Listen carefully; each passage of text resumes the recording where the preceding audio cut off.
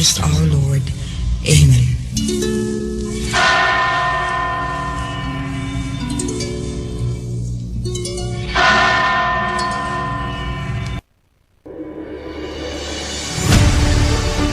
Kini ang simbiyanan sa RPN Radio Philippines Network DXKS DXKS Jess 80 ang inyong Radio Ronda 5,000 watts nagsimbiya sa ikatulong andana sa UFCO Lim Building, Borromeo Street, Dakbayan sa Surigao. RPN Radio Philippines Network DXKS Jess 80 ang inyong Radio Ronda. There's no excuse for this. Meth has no boundaries. It is a demon. In the end, it feels like it takes your soul.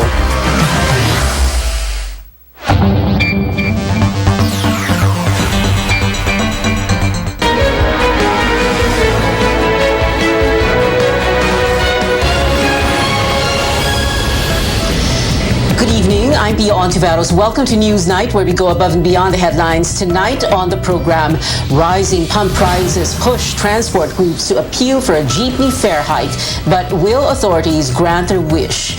The government kicks off the vaccination of college students against COVID-19 in Pampanga in preparation for the resumption of limited face-to-face classes in some degree programs.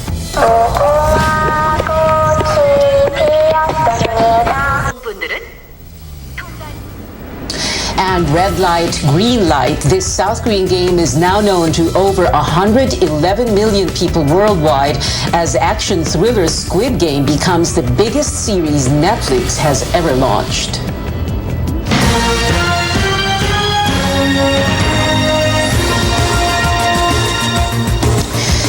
Before those stories, we have this breaking news at this hour. The Interagency Task Force approves the recommendation to downgrade the COVID-19 alert status in Metro Manila from level 4 to 3 from October 16 to 31. Presidential and IATF spokesperson Harry Roque announced in a statement. We also have details on the quarantine classifications for the rest of the country. We'll tell you about that later on in the show. Now, 9 in 10 Filipinos worry about catching COVID-19. That is based on the Social Weather Station survey conducted from September 12 to 16 at the height of the Delta variant surge. The survey shows most of those worried came from the Visayas, followed by Mindanao, Metro Manila, and then Luzon. 60% of the respondents also think the worst is yet to come.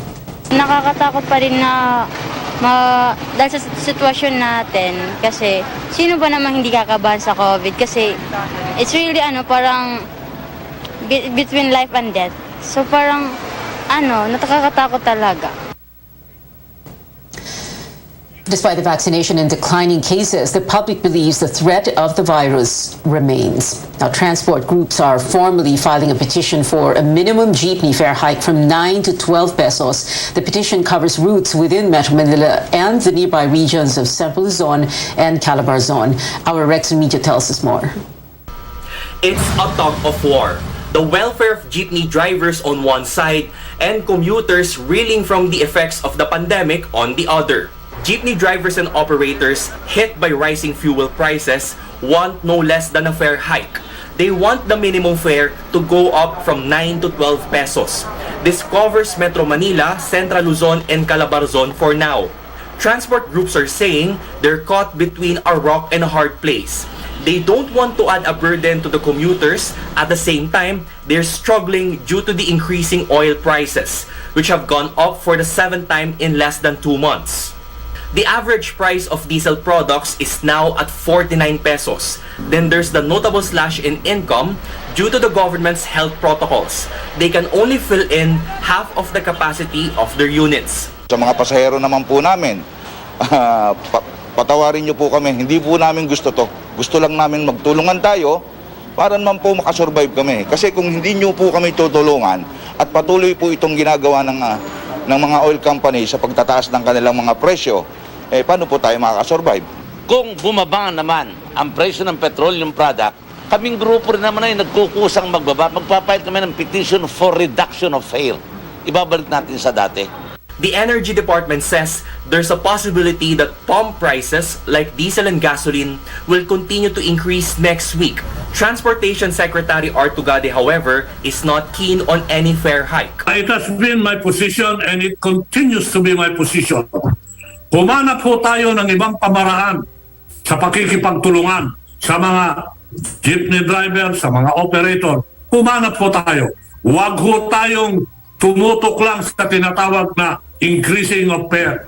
Some drivers, meanwhile, welcome the possibility of minimum fare hikes. Dati kumikita kami ng siguro mga 500, ngayon nasa mga 400, 300 na lang gawa ng paglaki ng krudo Kumikita na lang kami, halos pagkain na lang namin ng mga driver yung pamilya namin sa ngayon kakain kinabukasan wala na namang may handa sa pagkainan kasi mahirap ang biyahe. Some commuters, however, are against it. Dapat ganun pa rin po. Ngayong pandemic, ganun pa rin yung presyo. Huwag taasan. Kasi mahirap na po ngayon Ang hirap na yun kasi ang hina ng ngayon, ng kita. Walang mga trabaho, mahirapan yung mga tao doon. Transport regulators will hold hearings on the group's petition. The leaders say 3 pesos is just enough for the drivers to get by. Anything less will not help them at all. Rex Remitio, CNN Philippines. As fuel prices continue to increase, transport regulators eye another round of subsidies for operators of public utility vehicles. The LTFRB says it will submit a proposal to the Energy Department on the amount of subsidy. Official data shows pump prices have increased by around 40% year to date. The price of gas has gone up by nearly 18 pesos, while the cost of diesel is now higher by almost 17 pesos. As mentioned by DOE, we are coordinating with them for another possible phase 2 po ng ating fuel and gas subsidy for the PUV operators. Kasi ito po yung mukhang, sabi nga ni Director Rino, yung recovery nito ay hindi mapupunta sa ating mga riding public, kundi po it will be subsidized by the government. So ngayon po, we are preparing the proposal to DOE to include po kung magkano po yung amount and ilan po yung beneficiaries po na ipapasok natin. The Transportation Department, meanwhile, asks Congress to provide funds under next year's national budget for the continuation of the service contracting program. The agency says the program will benefit PUV operators and commuters. From fare hikes to supply of carrots, severe tropical storm Maring's damage to highland crops is another blow to farmers in Benguet province who are still reeling from unfair competition with carrots smuggled from China. Our senior correspondent Lois Calderon tells us a task force investigating the smuggling case is about to conclude the probe. In its wake, severe tropical storm Maring left strawberry fields in La Trinidad and vegetable farms in Loo, Bugyas, Benguet submerged in water. Farmers from the Cordilleras say the losses could impact supply and prices of highland vegetables including carrots. Basa yung carrot na i-harvest, hindi yan tumatagal. Kaya malaki ang pinapatong ng mga middlemen kasi may mga losses din sila. Walang pula! Walang pula! Carrots are among the main vegetable produce of Benguet farmers. Maring's damage aggravates losses they've incurred from the influx of imported carrots smuggled from China. A task force investigating the carrot smuggling tells CNN Philippines of its initial findings. Para pong dinedeclare nilang non-agricultural product such as plastic. So that kung plastic yan, mapupunta dun sa mga item na yun. Ngayon, you could only see the manifestation in the market once they will be released in the market. It's the Bureau of Plant Industry that's in charge of inspecting and quarantining agricultural imports. But if the carrots pass off as plastic or non-agricultural goods, the burden of ensuring they don't enter Philippine borders lies on customs authorities and the Coast Guard. Last week, authorities seized nearly 14,000 kilos of contraband carrots hidden in a container van traveling across Dangay, Mindoro. Customs also found 9 million pesos worth of smuggled carrots and onions in a Valenzuela warehouse. Ano po ang nangyari doon sa nasabat ng Bureau of Plant and Industry? Confiscated po, ma'am, and the instruction of the secretary is to conduct laboratory testing because we really wanted to know what are the what we call concerns regarding sanitary and phytosanitary. What are these? Yung pong maximum residual level, ibig sabihin yung paggamit po ng peste nila na pang-control. The other one is pest risk analysis, baka po nagdala ng pest dito. Agriculture Undersecretary Ariel Cayanan says the task force wraps up its probe into carrot smuggling with a meeting with Secretary William Dar set for this week. But more than occasional raids by authorities, Benguet farmers call for long-term solutions. Madagdagan yung mga parang wholesale market, hindi lang dito sa La Trinidad, sa Nueva Vizcaya, but closer to the consumers. Very inefficient pa rin yung distribution natin eh. Pagdating na sa mga doble or triple, iba na kung dumating sa malls. Times 4 pa kung minsan yung prices. Lois Calderon, CNN Philippines. Aside from over $500 million pesos worth of agricultural losses, Maring also brought massive flooding and landslides across Luzon, leaving at least 13 reports, as well as 8 people believed to be still missing. Just this morning in Baguio City, rescuers recovered the bodies of 2 girls whose homes were buried by a landslide at the height of the storm. The NDRRMC reports more than 19,000 people affected by Maring's onslaught. Of that number, more than 3,000 or 728 families displaced and staying in evacuation centers. Now, despite severe tropical storm Maring's exit, expect rains ahead this time because of the southwest monsoon. Palawan, Occidental Mindoro, Zambales, Bataan, Batanes, and the Babuyan Islands may still experience cloudy skies and scattered rains, while in Metro Manila and the rest of the country also expect partly cloudy skies and isolated rains overnight until tomorrow morning. And coming up on Newsnight, college students rolling up their sleeves to get vaccinated for limited face-to-face classes, and are placeholder bets considered nuisance candidates? Find out what the Comnic has to say about this growing debate ahead of the elections. Stay tuned.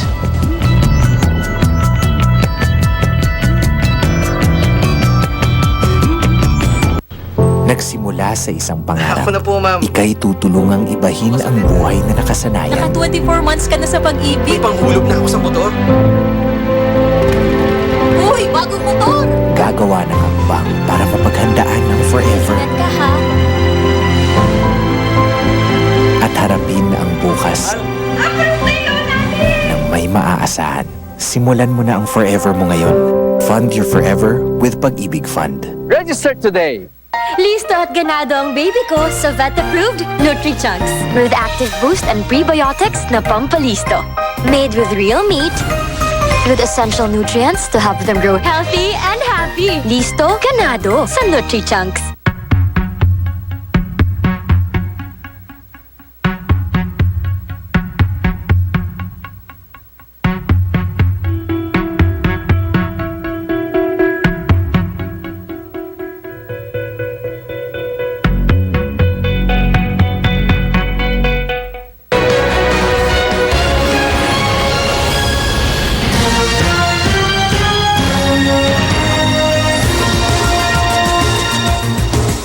Welcome back to Newsnight, where we go above and beyond the headlines. I'm Pio Ontiveros. Returning now to our top story. Metro Manila's quarantine status downgraded to alert level 3. The new classification takes effect from October 16th to the 31st. On your screens now, areas under the modified enhanced community quarantine or MECQ. These include the provinces of Apayao and Kalinga in the Cordilleras and Cavite and Rizal in the Calabarzon region. These areas, meanwhile, will be placed under general community quarantine with heightened restrictions. In Luzon, we have Baguio City, Ilocos Sur, Pangasinan, and Cagayan, among others. A number of areas in the Visayas and Mindanao, including Bacolod City, Capiz, Lapu-Lapu City in Cebu, and Negros Oriental, as well as Zamboanga del Sur, Misamis Oriental, and Cagayan de Oro City. More areas also approved under GCQ. These include Ilocos Norte, Iloilo City, Iloilo Province, Cebu City, Cebu Province, and Mandaue City.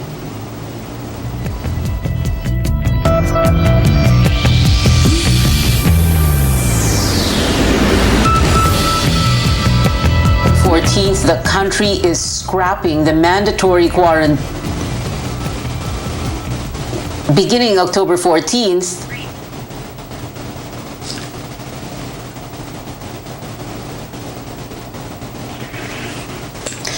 Beginning October 14th, the country is scrapping the mandatory quarantine in hotels and facilities for fully vaccinated Filipinos and foreign nationals coming from green or low-risk countries. This is provided they are negative for COVID-19 in RT-PCR tests taken 72 hours before arrival.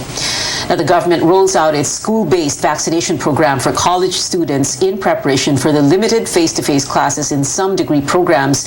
1,600 students were vaccinated today in Pampanga. Our George Quiles has that story. These students were up early to go to their schools, not to attend classes but to get vaccinated.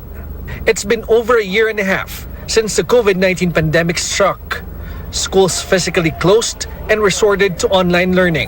Siyempre po nakakamiss po yung pong mga nakikita namin yung mga students namin, ganun. And then meron din po kami mga yung mga real life scenarios po, siyempre iba pa rin po yun talaga sa mga namin na sa job po namin, kumbaga. Talagang hindi mo maaalis yung takot na nasa puso mo at nasa isip mo habang nag-aaral. Commission on Higher Education Chairman Prospero de Vera says vaccination of college students is part of the efforts to push for limited face-to-face classes for some degree programs. The President has approved the conduct of limited in-person classes for medical courses, engineering, maritime, and hotel and restaurant management programs. Our approach is by degree program.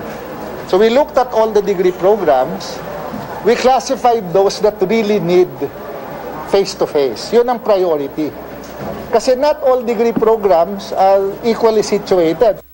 De Vera says being vaccinated is not a requirement for in-person classes, but schools are expected to encourage and incentivize those who are already inoculated.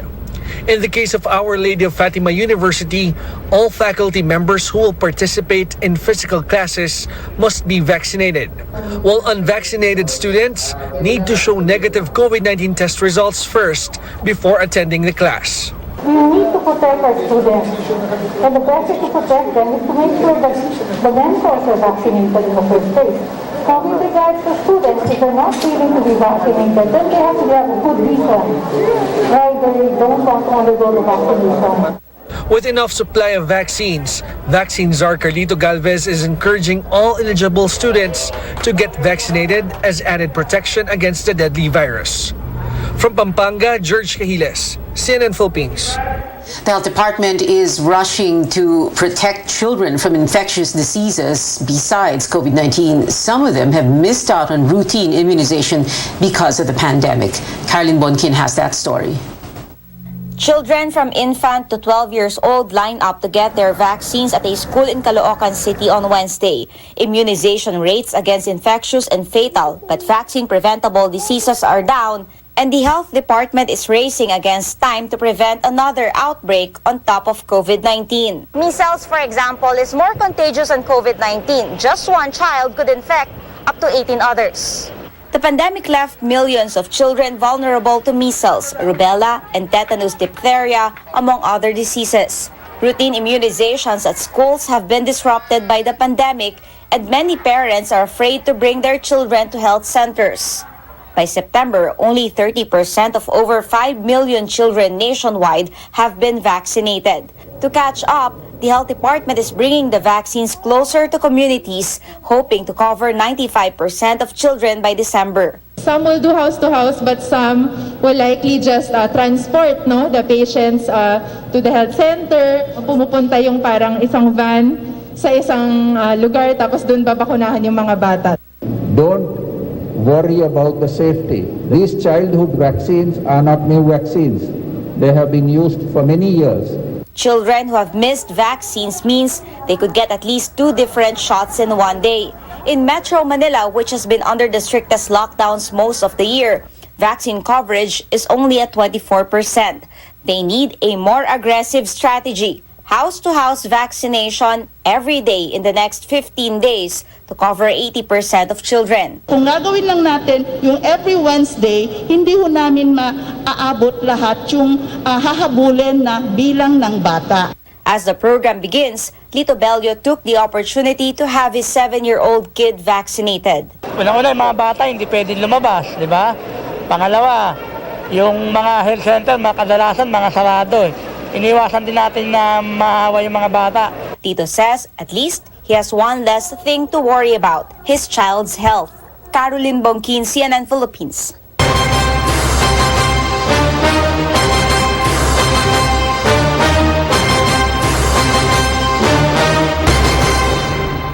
A number of political parties have admitted fielding placeholders amid calls to prohibit the substitution of candidates. But for the Commission on Elections, this is not enough reason to declare proxies as nuisance bets. COMELEC spokesman James Jimenez says a mere declaration is not sufficient ground to question a candidate's intention to run.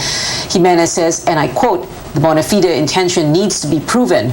In my interview with former COMELEC Commissioner Louis Guia last night, he said any proof a political aspirant has no good faith intention can make them a nuisance candidate. But Guia stressed the COMELEC has to go through certain proceedings. PDP Laban Senator Bato de la Rosa, who was tapped to run for president at the last minute, has admitted he wants Davao City Mayor Sara Duterte to take his place. Meantime, De La Casa's CMD says it is still open to making the presidential daughter, Sara Duterte Carpio, its substitute standard bearer. The substitution for party bets lapses on November 15th. Only then can the COMELEC finalize the list of candidates. Veteran broadcaster Noli De Castro pulls out from the Senate race just 5 days after filing his certificate of candidacy. In a statement, the former senator and former vice president said he realized he could better help people through his work in media. He did not elaborate on his exact reason for dropping out. Last week, Kabayan Noli bid farewell to his news programs at ABS-CBN, but it is still unclear if he will return right away. He was running under Manila Mayor Isko Moreno's Acción Democrático party. I believe and I support this decision because there is a personal reason behind it. We were informed yesterday.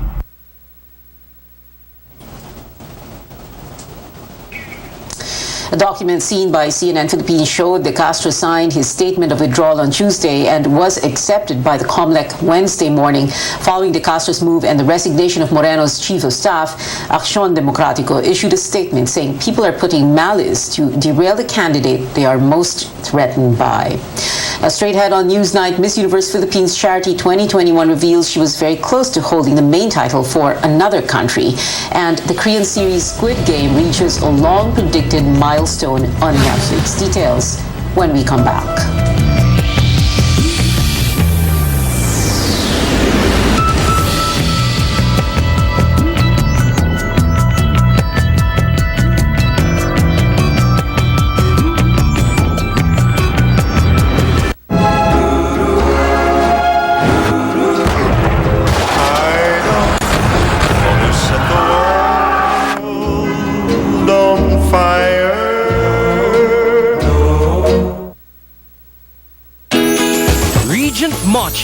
Your locally produced glutinous rice cake comes in mango, green tea, ube, and assorted flavored packs. Regent Mochi Japanese-style glutinous rice cake by Regent. Bawat patak, may sarap, may lakas, sulit. Red Horse Beer.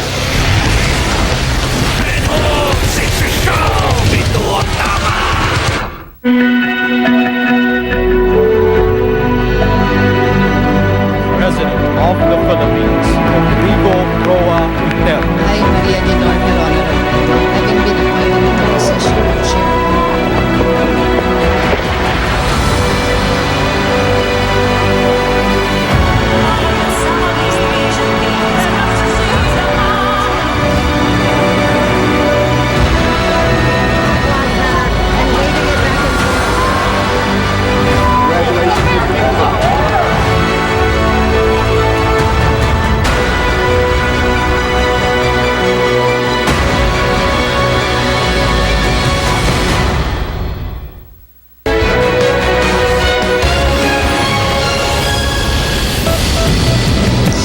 Watching Newsnight, I'm Pia Ontiveros. Beauty queen Victoria Vincent wants the universe to know she is a proud Filipina. The Miss Universe Philippines Charity 2021 reveals she got an offer to represent New Zealand in the global pageant.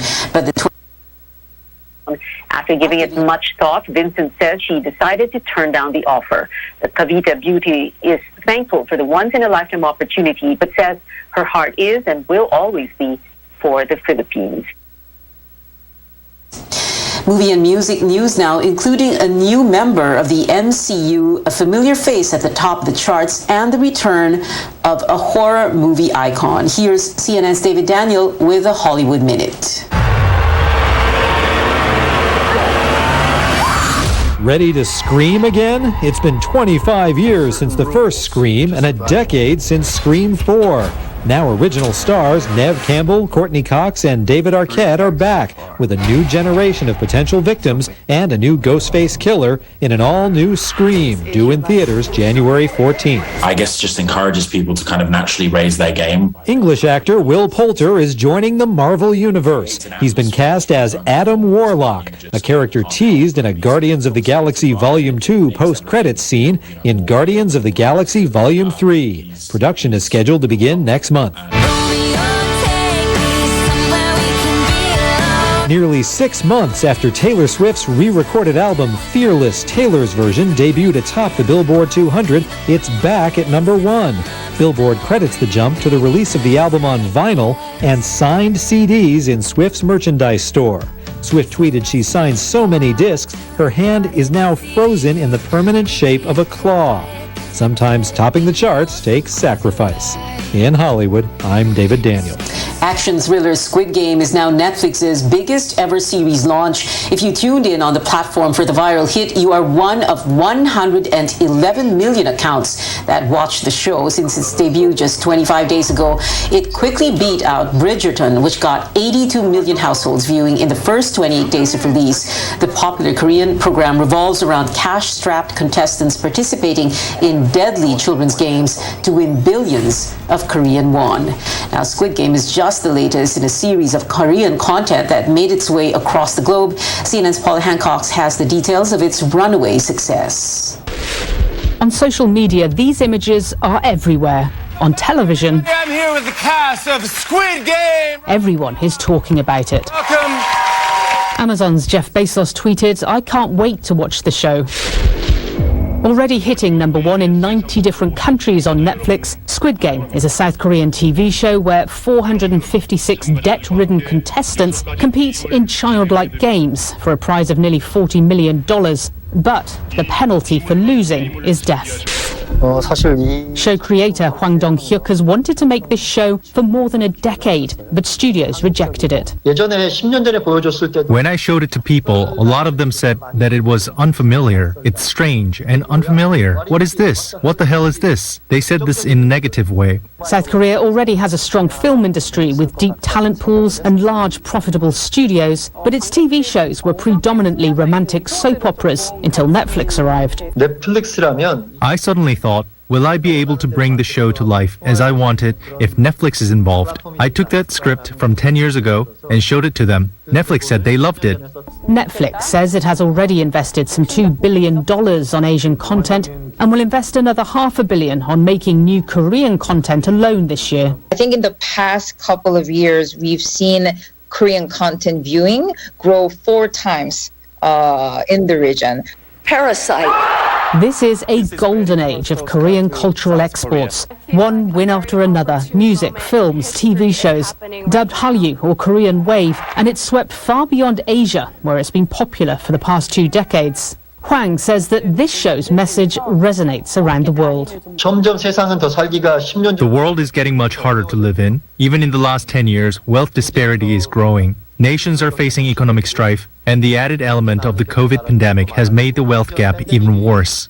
Social disparity mirrored in Oscar-winning Korean film Parasite. Film experts say that content from South Korea, with its turbulent history of war and military dictatorship, traditionally carries a strong political message. Media is not just means of entertainment like in the United States or in the West, but media has been always considered a very important tool for political enlightenment or political resistance. But it's not all politics. It is still relatively cheap to produce dramas in South Korea compared in America. And the Squid Game, the Each episode cost less than $2 million, which is half of the price Netflix invested in each episode of House of Cards. And the younger generation is far more open to foreign language content. If you look at those who watch Parasite, a big number of the kind of audiences, or the audience that went to see Parasite in the United States was younger people.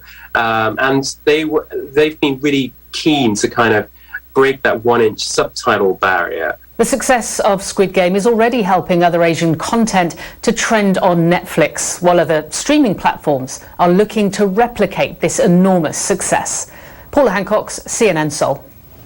We still have 73 days before Christmas, and that is it for tonight. Thank you for watching. I'm Pia Ontiveros for Newsnight, where we go above and beyond headlines.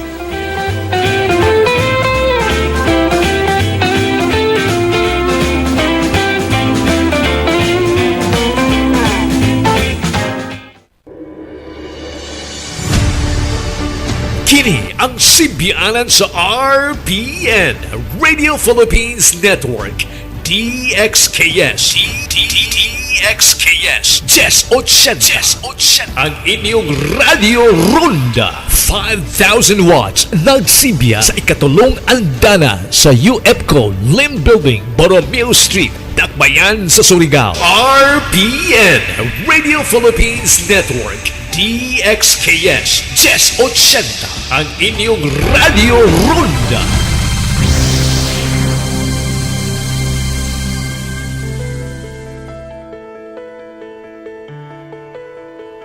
PCOS, or polycystic ovarian syndrome, is one of the most common causes of female infertility in the world. In fact, 1 in 10 women of childbearing age have this hormonal disorder. But despite how common it is, there are still misconceptions about the condition that have to be addressed. On the program today, we hope to shed some light in dealing with PCOS and debunk myths about it. I'm Dr. Freddy Gomez, and this is MedTalk Health Talk on CNN Philippines.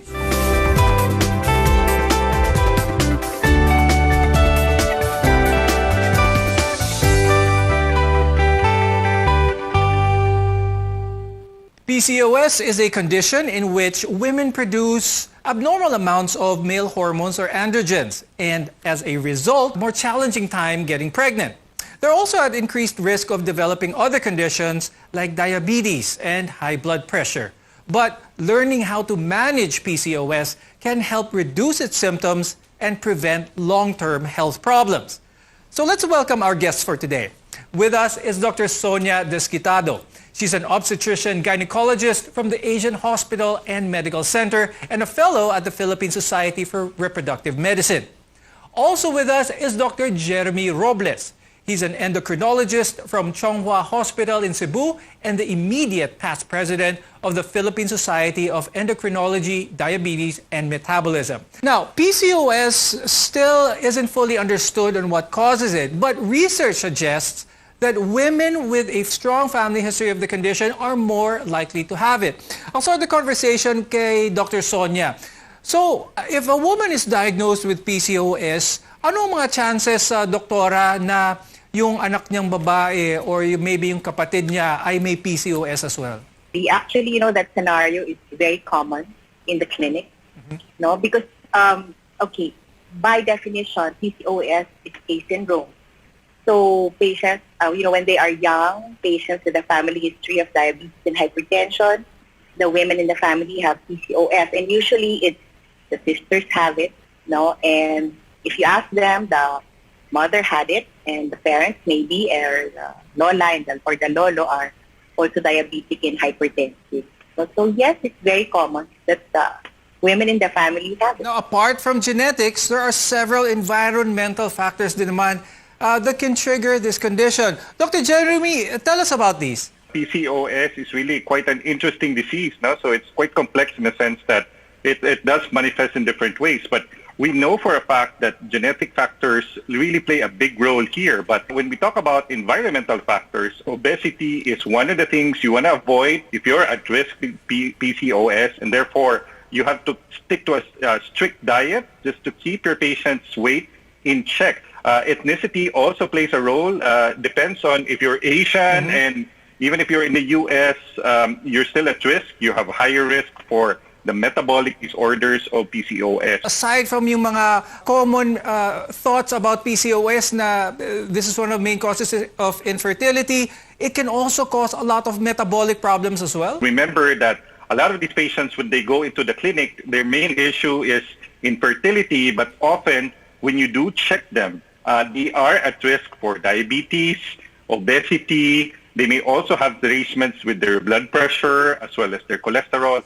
All of these metabolic cascade may be present in our PCOS patients. Now, some of the risk factors as well include trouble with weight gain or weight loss. In fact, when either of the two are coupled with irregular menstrual periods, your doctor will usually suspect PCOS. Dr. Sonia, when a patient comes to you initially with their concern and then you eventually have a diagnosis of PCOS, what do they normally complain about? More often than not, no, it's usually irregular periods. No, but when you say PCOS, no, before to diagnose PCOS, in 2 out of 3 criteria. Number one is the irregular period. Also signs of an ovulation, they don't ovulate regularly. Some of them don't have periods at all. No. And then you will have hirsutism, hyperandrogenism, increased testosterone in the body. So mabigote, mabalbon. No, some of them will have oily skin and acne, so signs of increased androgens. And also, of course, on transvaginal ultrasound, you will see polycystic-looking ovaries. So to diagnose PCOS, you need... Sonia, a lot of the women with PCOS actually go undiagnosed. So they go through the symptoms, they go not really thinking about PCOS initially. Why do you think this is the case? Are the symptoms difficult to nail down initially because they don't interfere with daily life that much? PCOS does not manifest fully in all patients. No?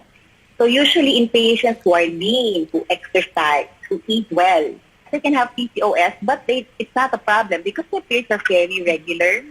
They are delayed 1 or 2 days, but they will get a period every 1 to 2 months, and it does not bother them. So usually they will not go to the clinic. Living with any disease or any medical condition for that matter never comes easy. Now, aside from the physical symptoms women with PCOS experience, the condition can also impact their mental health. Dr. Sonia, ano naman kaya yung mga struggles that women with PCOS may face with regards to their mental health? PCOS women who are married, that is their greatest frustration. So usually it's not being able to conceive a child. And then even when they are young, they go to the clinic or they're planning to get married, they ask, Doc, can I have kids? So that is one of their main problems that they tell me. But usually if you reassure them and you show them that it is treatable and there are many patients with PCOS with children, they are relieved.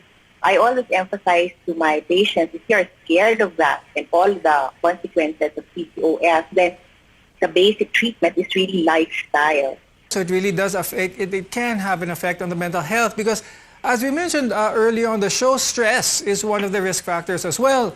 And stress and anxiety worsens PCOS, and PCOS worsens stress, anxiety, and depression. So it really goes both ways. Dr. Sonia, how can women living with the condition manage PCOS as well as the impact that it may have on their mental health? The stress of the pandemic and staying at home, gaining weight, women with PCOS were not getting their period. So always we tell them, now you have to start exercising, watch what you eat, and there are many medications that will help them menstruate.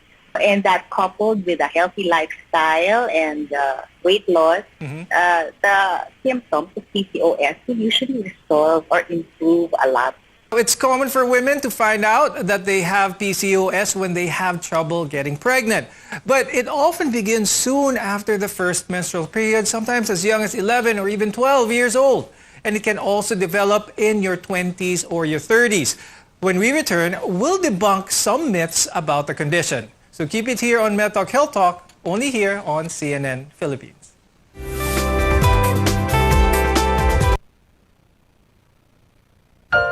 Protektahi ang imong mga mata batok sa delikado ug makadaot nga ultraviolet nga silaw sa adlaw ug uban pa. Pinaagi sa pagsulob og eksakto nga prescription sa antiyohos o antipara. Likay ang mga simptomas sama sa hanap nga pananaw sa layo o duol nga basahon, sakit sa ulo ug uban pa nga makaapekto sa atong kahimsog nga ang hinungdan depekto sa atong mga mata. Alang sa kumpleto nga primary eye care, contact lenses, fashion eyewear, computer eyeglasses, sunglasses, accessories ug uban pa, adto kita sa AG Buniel Optical Clinic. Ang AG Buniel Optical Clinic nagpahinumdum kanato nga ang kahimsog sa atong mga mata usa ka prioridad nga angay ipa-check up kausa matag tuig aron pagsiguro nga luwas kita sa piligrong mga sakit. Pinaagi sa lisensyado og qualified optometrists nga maoy mo prescribe sa eksaktong kagamitan ug kung primary eye care ang paghisgutan. Duaw lang silang buhatan sa 3636 sa Nicolas Street, Surigao City ug adunay ilang extension office sa Aurelianida Street, Cantilan, Surigao del Sur. Ayaw kalimti higala, AG Buniel Optical Clinic. Ang AG Buniel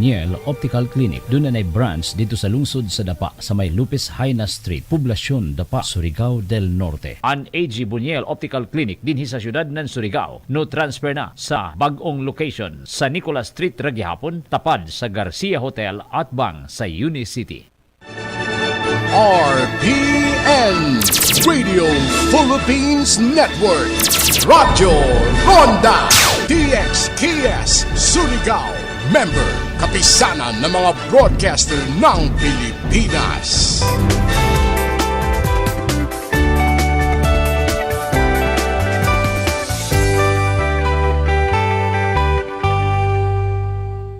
Around 10 million women worldwide suffer from PCOS, which stands for polycystic ovarian syndrome. Now, the symptoms of this hormonal disorder vary from one person to another, but experiencing one of its hearsay signs doesn't necessarily mean that you have it. So here are the most common misconceptions about PCOS. I'm Dr. Freddy Gomez, and welcome back to Med Talk Health Talk. We're your partner in healthcare. I'll start with you, Dr. Sonia, with regards to debunking some of itong mga common misconceptions. One of them is nagsasabi na kapag naka-miss ng menses or ng period ang isang babae, ito ay automatically na meron siyang PCOS. Well, number one, that's not true. Now, there are many causes of irregular periods, and PCOS is just one of them. Well, you have any hormonal imbalance. Stress can give you a hormonal imbalance. No, you could be pregnant. You could have problems with your thyroid or your prolactin. No, so all of these are other causes of irregular periods, and it's not just PCOS all the time. Okay. Now, another misconception about PCOS that I'd like to talk about is how it causes infertility among women. But actually, women living with the condition, with PCOS, can have a healthy pregnancy. Dr. Sonia, is this true? Yes, that is very, very true. You know, women with PCOS, they usually don't have any problems with their ovaries. The eggs in those ovaries are very normal. So it's just a problem of irregular ovulation. So they don't ovulate on a regular basis, and usually we just need to give these patients medications to help them ovulate, and they become pregnant quite easily. Yes, so if you want to have yourself checked for PCOS, you should see an OB-gynecologist or an endocrinologist to better assess you and find out the root of the problem that you're facing. Dr. Jeremy, why is this important? Why should someone really get the truth about the matter from their doctor?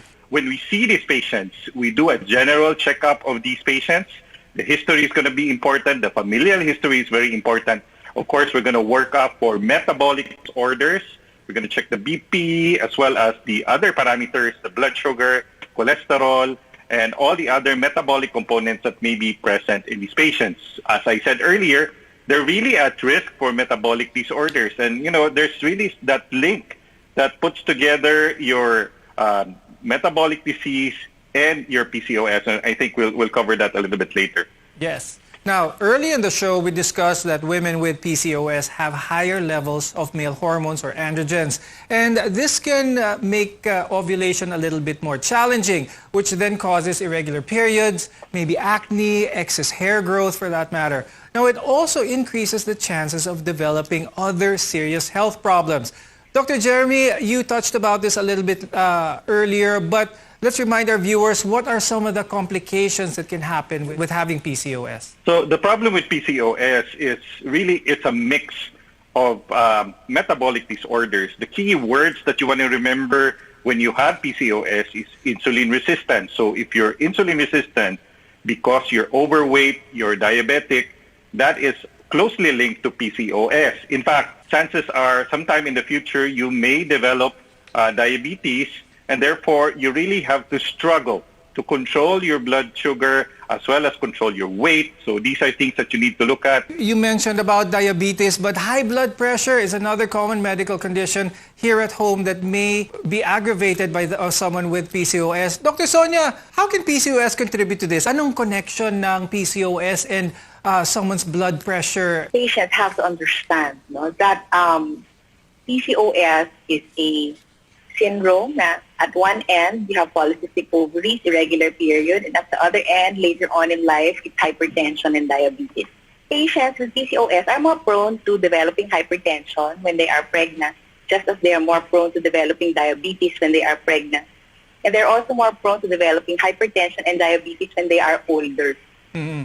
So how to prevent that? Again, it's lifestyle and screening by your doctor. So, Dr. Jeremy, if they adjust their PCOS, will it also address their diabetes? Will it also address their hypertension? Or can all these different metabolic problems be independent from PCOS? I agree with Dr. Sonia earlier that the workup should not be one-dimensional. Often you have to look at it in a bigger picture and see that these patients, even as stable as they seem, may develop a lot of complications brought about by the initial problem, which is PCOS. And therefore, the screening process is pretty much extensive, looking at hormones, looking at different parameters.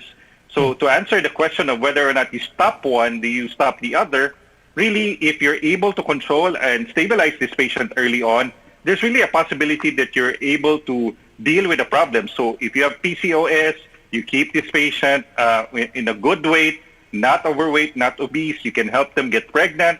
So really, it is a lifetime disease as well.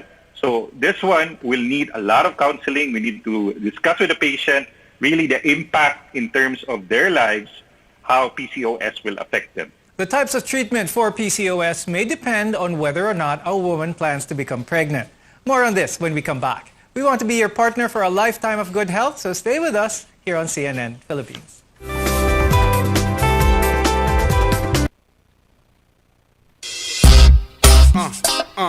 Maayong balita sa tanan sa atong panginahanglan sa panimalay, mga gamit, ingon man mga dekorasyon, pwede na natong mapalit diha sa Wellington Bazaar. Anausab sa Wellington Bazaar ang mga bestidahon, karsunison, plain t-shirt, plastic chair, floor mat, mantel, banig, folding bed, habol, mosketero, trapal, lideret, basketball, stuffed toys ug mga dulaan sa bata. Ang Wellington Bazaar ana magalagad kanato sa Dalan Kaimo ning Dakbayan sa Surigao. Wellington Bazaar, gikan sa mga kawani og tigdumala sa Wellington Bazaar. Mayong adlaw alang kaninyo. Wellington Bazaar, sukion ta sa kanunay. RPN Radio Philippines Network, Radyo Ronda DXKS Surigao, member kapisanan ng mga broadcaster ng Pilipinas.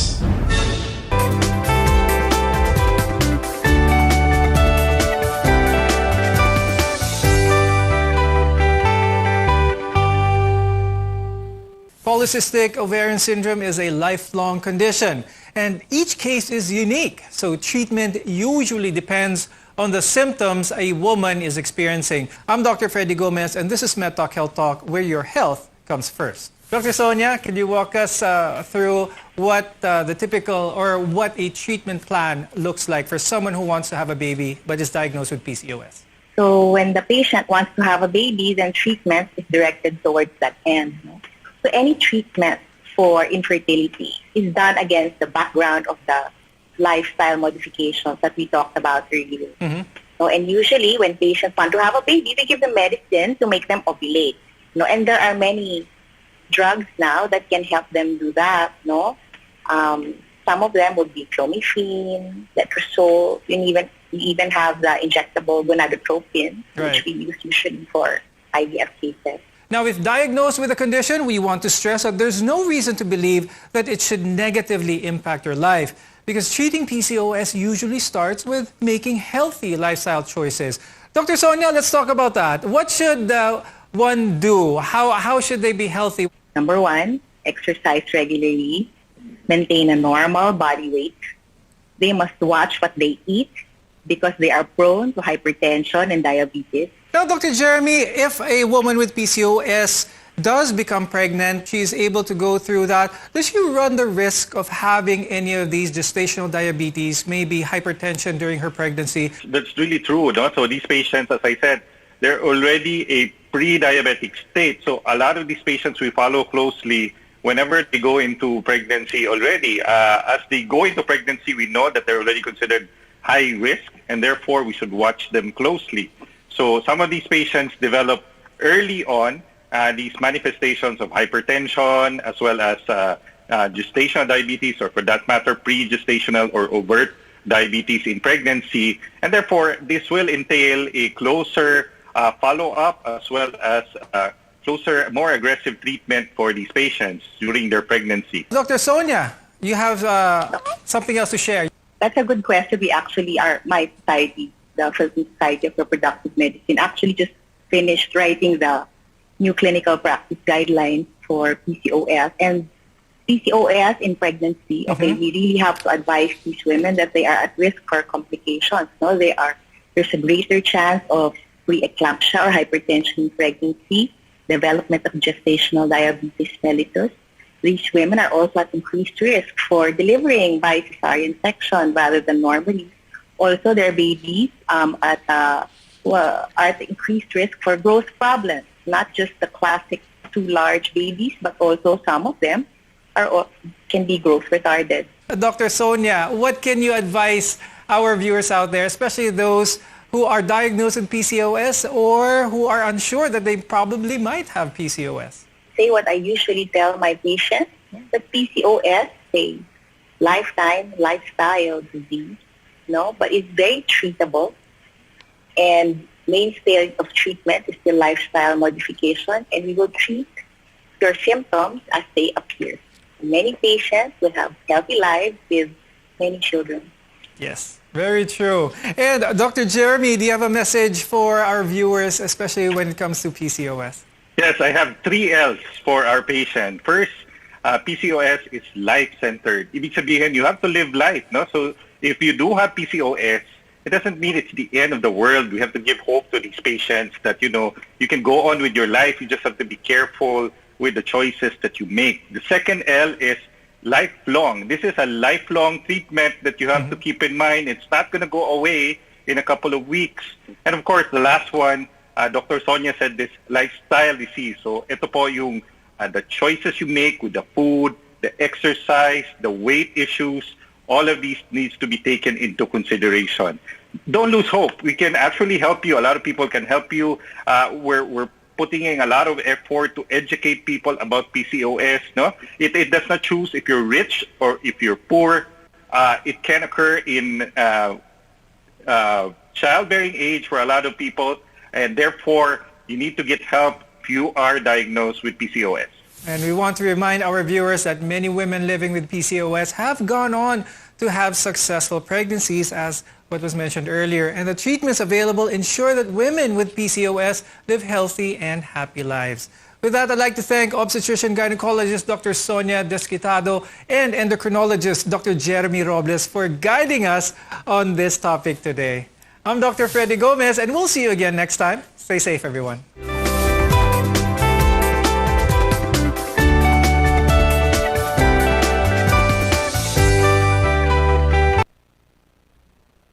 Ang Riverside Parts Master Incorporated na sa ilang bagong location sa Dalan, Burgos.